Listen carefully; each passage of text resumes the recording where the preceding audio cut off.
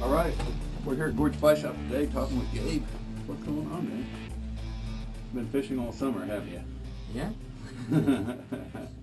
Where was the last place you fished? On the white salmon today. Today, that's right. Did you touch any steelhead? Nope. No. All right, well, let's go back a little bit further then. You told me you were fishing on the John Day, camping? Mm-hmm. Yeah? Yeah, I was up there for the weekend on the almost record low for the river there. Yeah. Yeah. It gets low in the summer. Yeah. Like you had your pontoon up there? Uh-huh. You dragging a lot? Uh-huh. Yeah. Yeah. Who went with you? My mom and my stepdad and my friend Russell. Yeah. Russell, we fished. Uh-huh. The three of us fished on the Columbia this summer. Uh-huh. Yeah. Okay. All right. Cool. Cool. All right. Yeah. Got some smallies? Yeah. All right. Yeah, they were on the spinnerbait bite that day. And you got some going on popper and stuff. Uh-huh. And any subsurface fly action or? Yeah, a little bit, yeah. All right. Cool. Yeah. Cool.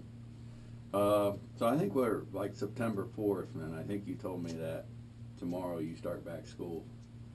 Yeah. What, sophomore? Yeah. Oh, cool. All right. Yeah. All right. And, so anyway, biggest thing I want to hear about is trout camp. And, so tell me a little about that. Now, that was put on by Trout Unlimited, correct? Mm-hmm. Okay. Tell us about that.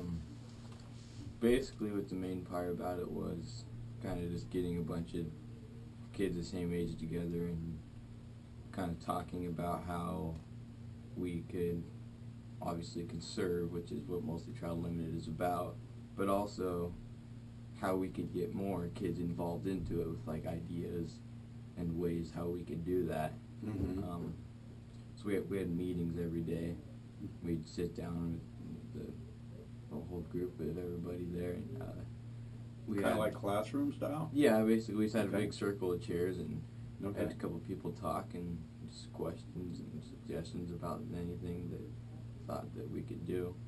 So the emphasis was to put on to get more young people involved in fishing, and you know, and you know, to think of it as conservative.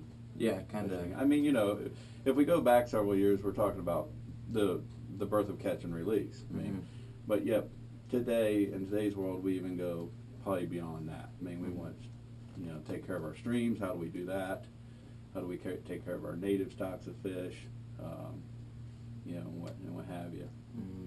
All right. Yeah. Well, that sounds like it was pretty cool. And you got to do a lot of fishing too. Yep.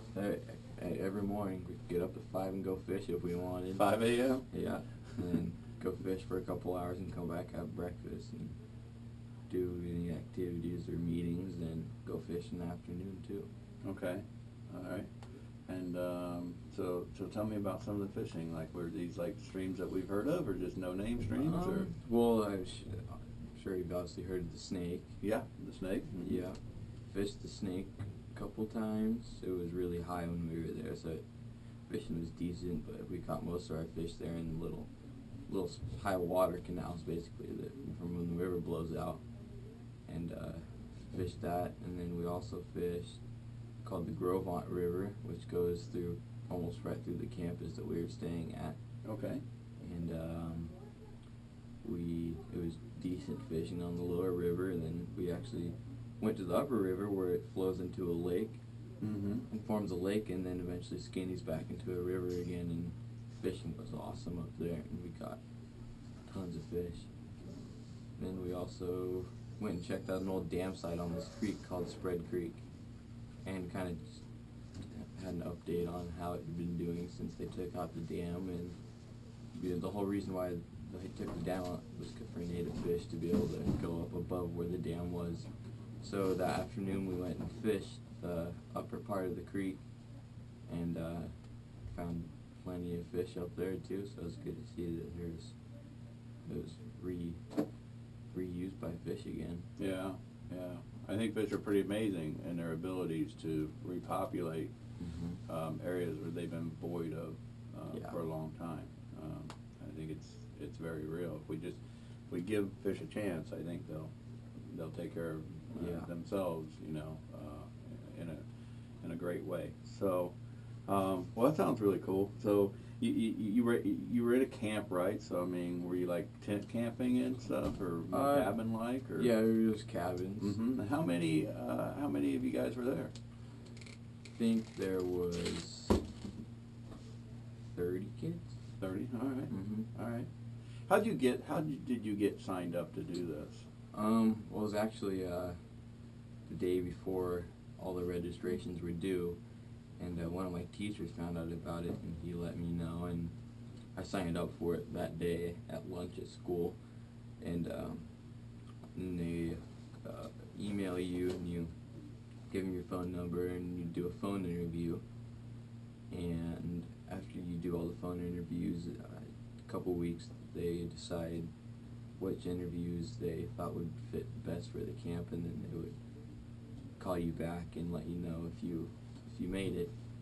And so I did do that, and just kind of went from there. Nice. All right. Well, I want to get that the website or what have you, the phone numbers or whatever. We'll include with this, so other people can, other young men can sign up for it and go too. So. Does some of you think you get the option to go back again next year? Or? Oh, cool. It's kind of the same deal, but yeah, I mean, they have it different places all, Oh, so it'd be somewhere new. Yeah, most likely. Okay, good. Yeah, they have a lot of them on the East Coast in like Pennsylvania and Virginia, and we had ours in Jackson Hole this year. So I'm not sure yet where they're going to do it this coming year. All right. Well, that sounds great. Let's move on and quick question for you. So, where are you going fishing next? Well, I don't know. Maybe this afternoon I might go down and fish for our local river, the Hood River, and fish the Hood. Maybe see if there's any summer steelhead laying around in there. Yeah. All right. Sounds good. What's your most memorable catch this year? This year, man, there's been a lot. So many fish. Probably just kind of driving along the highway and found this little pond, and nobody really goes down there. You can't even really see it from the highway. You just saw a little, looked like there's a little bend in the woods there, and there's no trees, and it was really dense where we were, and just kind of wandered down there and saw these 5 big fish sitting down there, and I thought they were carp, and I walked down there and was looking at them. I realized that they were big bass, and went home and grabbed my gear and went back down there, and I caught a 6-pound and 8-pound largemouth, and that was my biggest one today, so that was pretty cool. And that's probably the most memorable so far. Awesome. Yeah. All right. Well, I know I look forward to fishing with you again whenever we get a chance to do that. And, but we will certainly do it again. So thank you very much.